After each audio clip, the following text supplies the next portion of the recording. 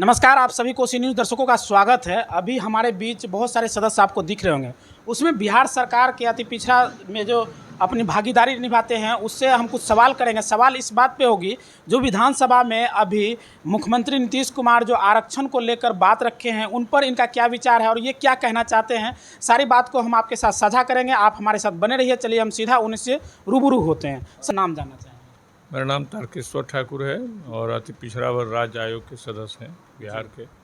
अभी विधानसभा में तरह तरह के चर्चाएं हो रहे हैं बैठक के साथ साथ, लेकिन आरक्षण को लेकर नीतीश कुमार जो बोले हैं कि 75% आरक्षण होना चाहिए, उस पर लेकर आप क्या कहेंगे? 75% हो गया, होना चाहिए नहीं। हमारा आरक्षण पहले 50% था, 10% आर्थिक रूप से अग्रणी जाति को दिया गया तो 60 हुआ, अब बढ़ा के उसको 75% किया गया। अभी जो जाति गणना का फिगर आया है, इस फिगर में जो आबादी बढ़ी है सामने आया है, पिछड़ों का, अति पिछड़ों का, दलित का, तो इस के आलोक में सरकार ने निर्णय लिया, कैबिनेट में डिसीजन हुआ कि 75% आरक्षण किया जाए और 75% किया गया, जिसमें 20% महादलित को दिया गया और 2% आदिवासी को दिया गया। उसको पहले 1 था, 2 किया गया है और उसको 16 से 20 किया गया। और जो पिछड़े का आरक्षण था, पिछड़े का आरक्षण अति पिछड़ा का 18 से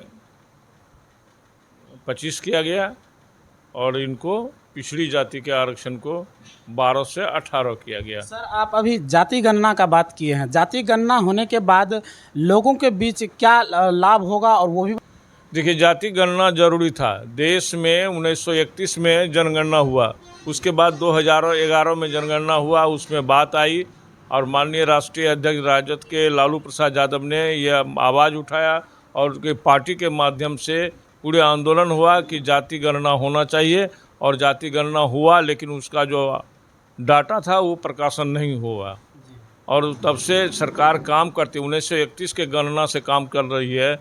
आबादी बढ़ गया है, सरकार के पास कोई भी ठोस डाटा नहीं था और जिसके चलते काम करने में कठिनाई। जब हम मुर्गी गिनते हैं, बकरी गिनते हैं, भैंस गिनते हैं, गाय गिनते हैं, तो फिर आदमी को क्यों नहीं गिनेंगे? क्योंकि आदमी के हिसाब से ही कार्य योजना बनता है सरकार का और उसके विकास के लिए काम होता है। कौन सा वर्ग मेरा पीछे पड़ गया है, कौन जाति है जो भीख मांगता है, कौन जाति है जो मजदूरी करता है, कौन जाति जो अधिकांश किसान है, कौन जाति है जो अभी तक नौकरी पेशा में नहीं जा पाया है, यह सरकार के पास डाटा आना चाहिए था और इसलिए सरकार ने ये काम किया। और जबकि इसके बहुत लोगों ने इसका विरोध भी किया, हाई कोर्ट से लेकर सुप्रीम कोर्ट तक गया और सुप्रीम कोर्ट ने यह कहा कि नहीं, सरकार को पावर है कि जाति गणना। और बिहार आज पूरे देश में चर्चा में है, बिहार अग्रणी भूमिका अदा किया है जाति गणना के बाद। और पूरे देश में अब जो राज्य, अलग अलग राज्यों में राज्य सरकार ने कहा कि हम लोग भी बिहार के तर्ज पर जाति गणना करेंगे और जाति गणना होने से जो अब फिगर आया है सामने, उसके हिसाब से अब सरकार को कार्य योजना बनाने में सुविधा होगी। और ये बहुत ज़रूरी था जो काम बिहार सरकार ने किया है, ये बिहार सरकार धन्यवाद के पात्र है। एक सवाल और पूछना चाहेंगे सर। अभी शिक्षा को लेकर जो के पाठक जी ने आदेश जारी किए थे, जिसमें कि स्टूडेंट का बहुत जगह स्कूल में क्या हुआ है कि नाम कट गया है, उसका भी विरोध किया जा रहा है और बहुत सारे स्टूडेंट इस तरह का भी आरोप लगा रहे हैं कि स्कूल में बैठने की जगह नहीं है। उस पर आप क्या कहेंगे? देखिए, स्कूल तो बन गया और जहाँ बैठने की व्यवस्था नहीं है वहाँ बैठने की व्यवस्था हो जाएगी। सरकार काम कर रही है, वहाँ का जो मैनेजमेंट है, वहाँ की जो कमेटी होती है, उनको देखना है। जहाँ बहुत जगह विद्यालय को भूमि है, उसका अपना संसाधन है और उसको करना है, और जहाँ नहीं है उनको अपना संसाधन वहाँ सरकार देगी। बैठने की व्यवस्था, भवन बन गया, शिक्षक की बहाली हो रही है। देश में पहला राज्य है जहाँ 1,20,336 टीचर एक दिन में बहाल होता है और पूरा सरकार ने 1,60,000 टीचर बहाली करने का आदेश दे दिया है कि 2 महीने में उसको भी बहाल करना है। नौकरी देने के मामले में बिहार सरकार पूरे देश में अग्रणी भूमिका अदा कर रही है। जाति गणना करने में अग्रणी भूमिका किया जब चुनाव को अवरुद्ध किया गया, निकाय चुनाव को, लोग सुप्रीम कोर्ट तक गए, उसको भी सरकार ने चुनाव करके आरक्षण के आधार पर चुनाव करने का काम किया है। यह जो सरकार है यह कमज़ोर, पिछड़ा, दलित, अक़लियत इनकी सरकार है और यह सरकार उसको पक्ष में काम करना चाह रही है। चाहे लाख व्यवधान आवे, सरकार काम कर रही है और अच्छा काम कर रही है। और जनता जो है जो विरोध कर रहा है, आपने कहा कुछ जाति का नाम लेकर, मैं नाम नहीं लूँगा, तो जो लोग 16 आना पर कब्जा था, 50 आना ख़त्म हुआ और 50 पर उनका कब्जा था, 10% रिजर्वेशन था, 40% जो एक्स्ट्रा था उस पर भी उसी का कब्जा था, आज वो घट गया। अब मात्र 25% जनरल सीट बचा है जिसमें सभी को जाने का अवसर मिलेगा, खुला कहते हुए। जो मेरिट से बाहर जाएगा वो वहाँ जाएगा और उसको वहाँ में भी अपना प्राप्त करेगा। तो जो कमज़ोर तबका जगह है, जो आदमी नौकरी करता था, जो आदमी मजदूरी करता था, जो आदमी ठेला चलाता था, रिक्शा चलाता था, उसका बच्चा IAS IPS बन रहा है, इंजीनियर बन रहा है, डॉक्टर बन रहा है, BDO CO दरोगा बन रहा है। तो जो लोग राज किया है, सामंत रहा है, जिसके दरबार में नौकरी किया है जो लोग, और आज उसको भला लगेगा भला क्या?